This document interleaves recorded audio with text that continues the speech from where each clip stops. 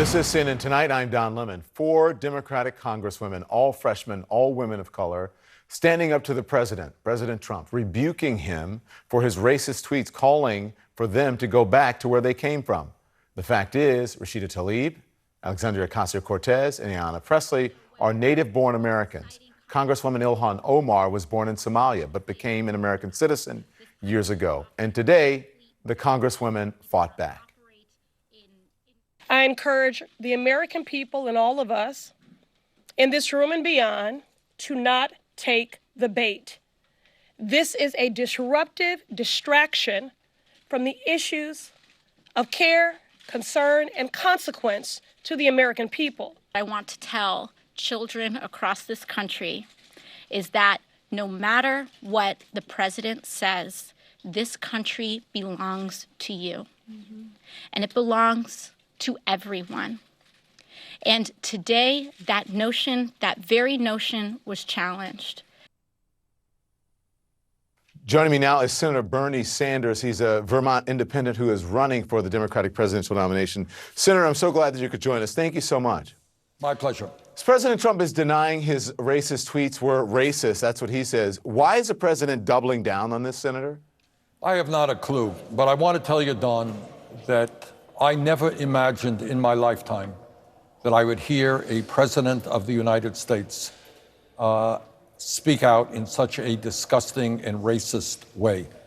What this president is trying to do in the ugliest way imaginable is to divide the American people up based on the color of their skin or where they were born or their religion. And if there's anything a president of the United States should not be doing, that is what he should not be doing. And obviously, our goal is to do exactly the opposite, bring the people together around an agenda that works for all and not just the people on top. Listen, I know you heard the congresswoman say that this is about distraction. Alexandria Ocasio-Cortez argues that weak minds and leaders challenge to loyalty to avoid debating policy. Is she right? Yeah, I think she is. I mean, Trump wants to divide the American people up rather than talk about how he tried to throw 32 million people off the health care they had, how his tax plan gives 83% of the benefits to the top 1% over a 10-year period, and how his budget made massive cuts to Medicaid and Medicare and billions in cuts to Social Security. So what he would like to talk about is ways to divide us up rather than essentially the policies that he is fighting for as president of the United States. I'm going to talk to you about health care in just a bit, but I got a few more questions I want to ask you before we get there. The president is tweeting more tonight saying, in part, we will never be a socialist or communist country. If you are not happy here, you can leave. I want to focus on this part, just a minute about not being a socialist country. We heard a similar sentiment from Trump ally, Senator Lindsey Graham, this morning. Listen to this, and then we'll talk. We all know that AOC and this crowd are a bunch of communists. They hate Israel. They hate our own country. They're socialist. They're anti-Semitic. They stand for all the things that most Americans disagree with. It appears that the president and his allies are trying to rebrand this attack on socialism. Do you agree with that? Well, actually, that's what Trump has been doing for many, many months now. And let me just respond to that, Don, by saying that virtually every idea that I am fighting for, whether it is raising the minimum wage to $15 an hour, whether it's making public colleges and universities tuition free or canceling student debt, whether it is guaranteeing health care to all people through a Medicare for all single-payer program, whether it is fighting climate change, these are exactly the ideas that the American people support. They don't support Trump's ideas of giving tax breaks to billionaires and cutting Medicare and Medicaid. So what I think he is trying to do is get engaged in red baiting. It's the tried and true pattern of position of right-wing Republicans. I don't think it's going to succeed. Are you surprised you're not hearing more Republicans speak out? I am.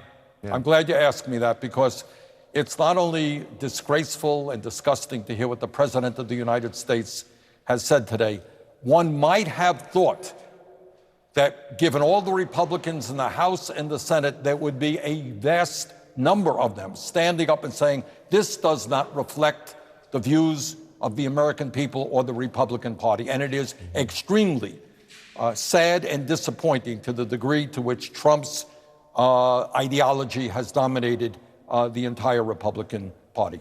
I got to tell you, I was surprised because when I was growing up, people would say, go back to Africa, and it was just one of the oldest tropes and so unoriginal, and it's just surprising to hear it come from the President of the United States. Absolutely. I get it. Absolutely. I promised you I'd talk about health care, so let's talk about health care before we run out of time. Joe Biden released his plan. He's calling for new subsidies to make Obamacare coverage cheaper. He's calling for a new public option with a Medicare-like program. You don't agree with this approach. Why is that, Senator? Well, I don't agree for a couple of reasons. I think the time is now when we have got to do what every other major country on earth is doing and guarantee health care to all people as a human right. The most cost-effective way to do that is through a Medicare for All single-payer program. The system that Joe and others are trying to prop up is the most wasteful, bureaucratic, and expensive system on earth. We have 80 million people, Don, who are uninsured or underinsured, and yet we end up spending almost 2 times as much per capita on health care as do the people of any other country. The function of health care in America today is to make billions in profits for the drug companies and the insurance companies. We need a health care system designed to work for ordinary Americans, not make the CEOs of the drug companies even richer than they are. Okay, let me ask you this, because listen, you've studied this more than I have, I'm sure. If Vice President Biden is able to dramatically reduce costs for people by increasing subsidies and offer a Medicare opt-in to expand coverage, isn't that a huge step toward your stated goal of making health care a right and not a privilege? See, what you're making talking, it more affordable, but yes and no. Coverage? Don, yes and no. You're looking at a guy who not only helped write the Affordable Care Act, but probably worked as hard as any member of the Senate to defend the Affordable Care Act against Trump and the Republican effort to repeal it. But we have got to go further. And when you talk about subsidies, what you're talking about is spending even more money, in this case, taxpayer money, on a dysfunctional, wasteful, and bureaucratic system. We need a simple system that when you walk into the doctor, you get the health care that you need without premiums, without co-payments, without deductibles. We need freedom of choice in terms of the doctor that you go to or the hospital that you go to. The current system is unbelievably wasteful. Yeah. It is discouraging to patients and to doctors. We need to do what other countries around the world are doing. Healthcare is a right. Let's guarantee it to all people. Let's do it in a cost-effective way. That is Medicare for all. Senator Bernie Sanders, we're so happy that you came on. Please come back. Thank you, sir. Thank you, Don.